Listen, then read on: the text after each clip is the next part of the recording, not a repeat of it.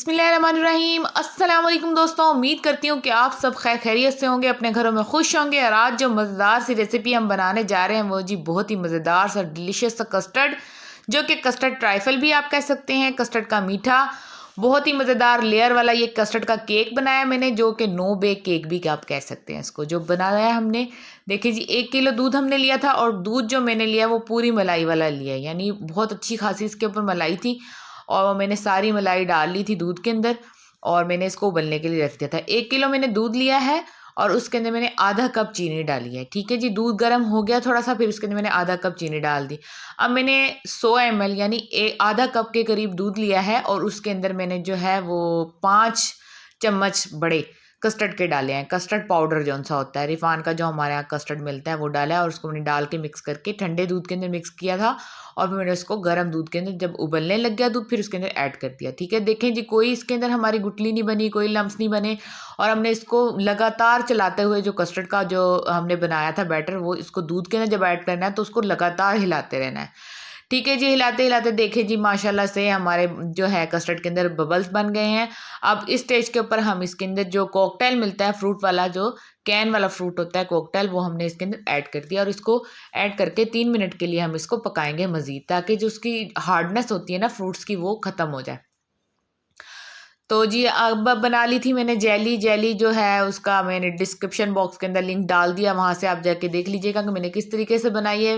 वैसे तो जेली आती है ना, अमूमन बच्चे बहुत तंग करते हैं, और इसके बगैर कस्टर्ड जो सा है वो बच्चे खाते भी नहीं है। मम्मा जेली नहीं है तो कस्टर्ड भी नहीं खाना।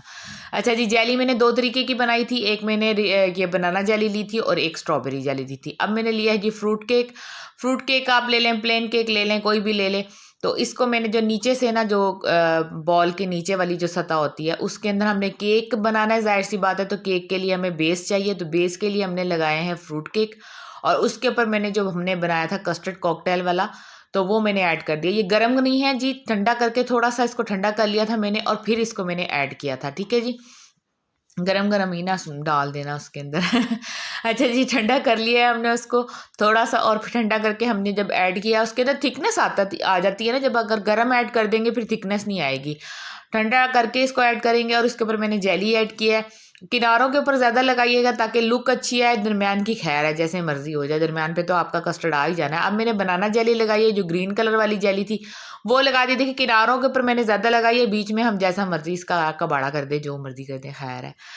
अच्छा जी, ऊपर मैंने अब एक और लेयर लगाई है कस्टर्ड की।